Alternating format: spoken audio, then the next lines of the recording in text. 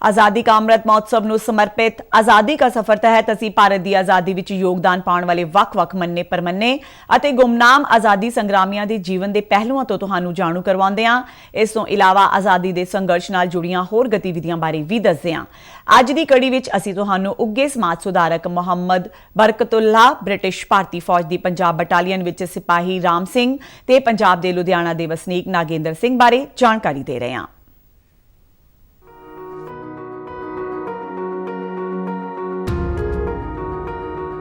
7 ਜੁਲਾਈ ਨੂੰ ਮੁਹੰਮਦ ਬਰਕਤੁੱਲਾਹ ਦੀ ਜਯੰਤੀ ਹੈ, ਜਿਨ੍ਹਾਂ ਦਾ ਜਨਮ 1854 ਵਿੱਚ ਭੋਪਾਲ ਵਿੱਚ ਹੋਇਆ ਸੀ। ਭੋਪਾਲ ਵਿੱਚ ਸਿੱਖਿਆ ਹਾਸਲ ਕਰਨ ਤੋਂ ਬਾਅਦ ਉਹ ਉਚੇਰੀ ਸਿੱਖਿਆ ਲਈ ਲੰਡਨ ਚਲੇ ਗਏ। ਪੜ੍ਹਾਈ ਪੂਰੀ ਕਰਨ ਤੋਂ ਬਾਅਦ ਉਹ ਇੰਗਲੈਂਡ ਦੇ ਲਿਵਰਪੂਲ ਵਿੱਚ ਰਹਿਣ ਲੱਗ ਪਏ। ਉੱਥੇ ਉਹ ਪੱਤਰਕਾਰਾਂ ਦੇ ਤੌਰ ਤੇ ਕੰਮ ਕਰਨ ਲੱਗ ਪਏ। ਇਸ ਦੌਰਾਨ ਉਹਨਾਂ ਨੇ ਕ੍ਰਾਂਤੀਕਾਰੀ ਸਰਗਰਮੀਆਂ ਅਤੇ ਭਾਰਤੀ ਸਿਆਸੀ ਮਾਮਲਿਆਂ ਨਾਲ ਸੰਬੰਧਿਤ ਲੇਖ ਪ੍ਰਕਾਸ਼ਿਤ ਕੀਤੇ।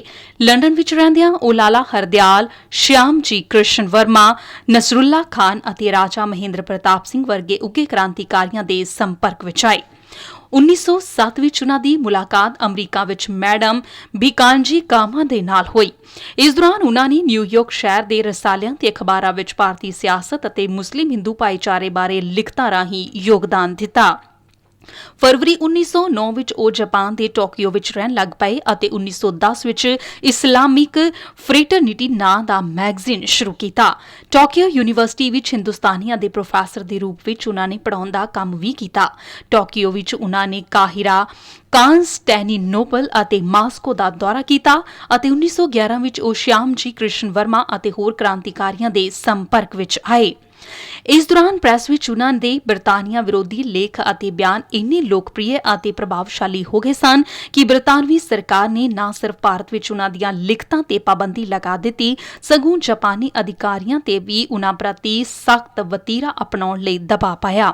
ਇਸ ਦੇ ਨਤੀਜੇ ਵਜੋਂ 1914 ਵਿੱਚ ਉਨ੍ਹਾਂ ਦੀ ਮੈਗਜ਼ੀਨ ਤੇ ਪਾਬੰਦੀ ਲਗਾ ਦਿੱਤੀ ਗਈ ਅਤੇ ਉਨ੍ਹਾਂ ਦੀ ਪ੍ਰੋਫੈਸਰਸ਼ਿਪ ਨੂੰ ਵੀ ਰੱਦ ਕਰ ਦਿੱਤਾ ਗਿਆ। ਬਾਅਦ ਵਿੱਚ ਉਹ ਗਦਰ ਪਾਰਟੀ ਦੀਆਂ ਸਰਗਰਮੀਆਂ ਨੂੰ ਅੱਗੇ ਵਧਾਉਣ ਦੀ ਉਮੀਦ ਨਾਲ ਜਾਪਾਨ ਤੋਂ ਅਮਰੀਕਾ ਦੇ ਸੈਨ ਫਰਾਂਸਿਸਕੋ ਚਲੇ ਗਏ। ਇਸ ਪਾਰਟੀ ਦੀ ਸਥਾਪਨਾ ਵਿੱਚ ਉਨ੍ਹਾਂ ਨੇ 1913 ਵਿੱਚ ਅਹਿਮ ਭੂਮਿਕਾ ਨਿਭਾਈ ਸੀ। ਪਹਿਲੇ ਵਿਸ਼ਵ ਯੁੱਧ ਦੇ ਦੌਰਾਨ ਉਹ ਜਰਮਨੀ ਗਏ ਅਤੇ ਚੰਪਾ ਕਰਮਨ ਪਿੱਲਈ, ਲਾਲ ਹਰਦਿਆਲ ਅਤੇ ਹੋਰਨਾਂ ਲੋਕਾਂ ਦੇ ਸਹਿਯੋਗ ਨਾਲ ਬਰਲਿਨ ਵਿੱਚ ਇੰਡੀਅਨ ਇੰਡੀਪੈਂਡੈਂਸ ਕਮੇਟੀ ਦਾ ਗਠਨ ਕੀਤਾ। ਮੁਹੰਮਦ ਬਰਕਤੁੱਲਾ ਇਸਤਾਂਬੁਲ ਚਲੇ ਗਏ ਅਤੇ ਉੱਥੋਂ ਦੀ ਸਰਕਾਰ ਦੇ ਨਾਲ ਸਿਆਸੀ ਸੰਬੰਧ ਸਥਾਪਿਤ ਕੀਤੇ। 1915 ਵਿੱਚ ਉਹ ਭਾਰਤ ਜਰਮਨ ਮਿਸ਼ਨ ਦੇ ਮੈਂਬਰ ਦੇ ਤੌਰ ਤੇ ਕਾਬੁਲ ਗਏ ਅਤੇ 1 ਦਸੰਬਰ 1915 ਨੂੰ ਕਾਬੁਲ ਵਿੱਚ ਜਲਾਵਤਨੀ ਦੌਰਾਨ ਇਸ ਦੇ ਪ੍ਰਧਾਨ ਮੰਤਰੀ ਦੇ ਤੌਰ ਤੇ ਭਾਰਤ ਦੀ ਪਹਿਲੀ ਅੰਤਰਿਮ ਸਰਕਾਰ ਦੀ ਸਥਾਪਨਾ ਕੀਤੀ। ਹਾਲਾਂਕਿ ਸਥਾਨਿਕ ਅਧਿਕਾਰੀਆਂ ਨੇ ਇਨ੍ਹਾਂ ਨੂੰ ਅੰਗਰੇਜ਼ਾਂ ਦੇ ਦਬਾਅ ਹੇਠ ਬੰਦ ਕਰਨ ਲਈ ਮਜਬੂਰ ਕਰ ਦਿੱਤਾ। ਬਾਅਦ ਵਿੱਚ ਉਹ ਪੱਤਰਕਾਰਤਾ ਮੁੜ ਤੋਂ ਸ਼ੁਰੂ ਕਰਨ ਦੇ ਮੰਤਵ ਦੇ ਨਾਲ ਜਰਮਨੀ ਵਾਪਸ ਚਲੇ ਗਏ।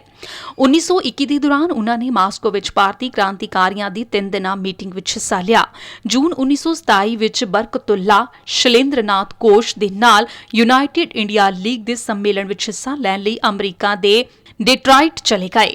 1927 ਵਿੱਚ ਬ੍ਰੇਸਲਿਸ ਸੰਮੇਲਨ ਵਿੱਚ ਹਿੱਸਾ ਲੈਣ ਲਈ ਯੂਰਪ ਪਰਤੇ ਅਤੇ ਜਵਾਹਰ ਲਾਲ ਨਹਿਰੂ ਨੂੰ ਮਿਲੇ। ਸੰਯੁਕਤ ਰਾਜ ਅਮਰੀਕਾ ਤੋਂ ਪਰਤ ਕੇ ਸਤੰਬਰ 1927 ਵਿੱਚ ਸੈਨ ਫਰਾਂਸਿਸਕੋ ਵਿੱਚ ਰਹਿੰਦਿਆਂ ਉਨ੍ਹਾਂ ਦੀ ਮੌਤ ਹੋ ਗਈ।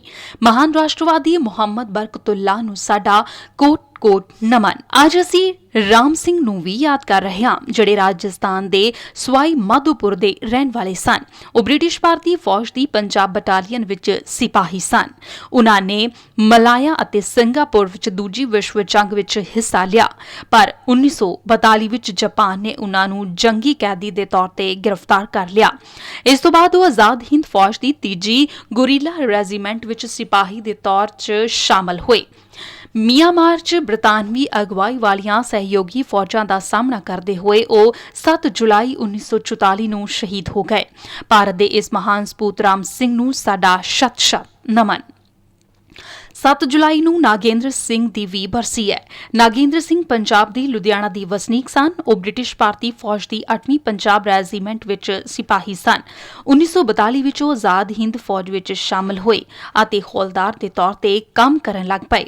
ਉਹ ਬਰਮਾ ਵਿੱਚ ਅੰਗਰੇਜ਼ਾਂ ਦਾ ਸਾਹਮਣਾ ਕਰਨ ਲਈ ਚੁਣੇ ਗਏ, ਜਿੱਥੇ ਉਨ੍ਹਾਂ ਨੂੰ ਦੁਸ਼ਮਣਾਂ ਨੇ ਫੜ ਲਿਆ। 7 ਜੁਲਾਈ 1943 ਨੂੰ ਉਨ੍ਹਾਂ ਨੂੰ ਫਾਂਸੀ ਦੇ ਦਿੱਤੀ ਗਈ। ਧਰਤੀ ਦੇ ਲਾਲ ਨਾਗੇਂਦਰ ਸਿੰਘ ਨੂੰ ਸਾਡਾ ਕੋਟ ਨਮਨ।